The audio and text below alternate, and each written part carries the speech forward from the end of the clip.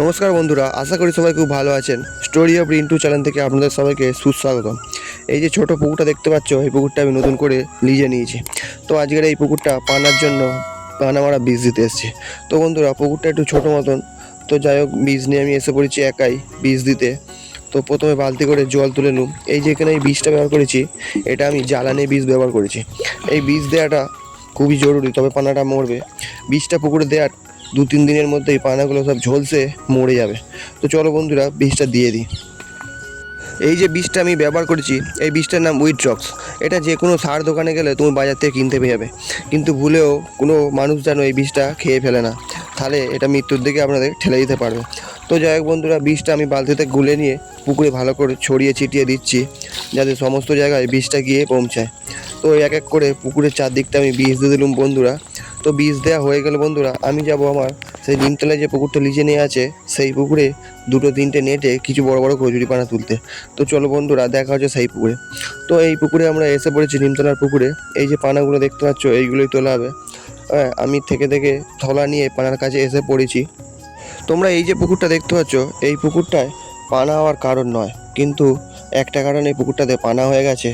যে যখন ওই 3টে নেটে মাছ ছিল, এই পুকুরের পাড় দিয়ে জলা থেকে কিছু পচা জল ঢুকে এই নেটের মাছগুলো সব মারা গেছিলো।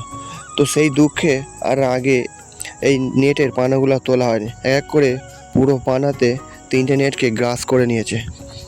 তো যাই হোক বন্ধুরা, যেটা ভাগ্যে ছিল সেটা তো হবার হয়েই গেছে। এবারে পানা যখন বেশি হয়ে গেছে, আমাকে তো বেশি পরিশ্রম করতে হবে পানাগুলো তোলার জন্য। তো আমি শোলা নিয়ে এসেছি এক এক করে সব পানাগুলো তোলার জন্য। তো প্রথমে পানাগুলো শোলার মধ্যে নিয়ে ধারে নিয়ে এসে এই নেট টপকে ফেলে দেবো, তারপরে আবার ওপরে উঠে আবার পানাগুলোকে জলার দিকে ফেলে দেবো।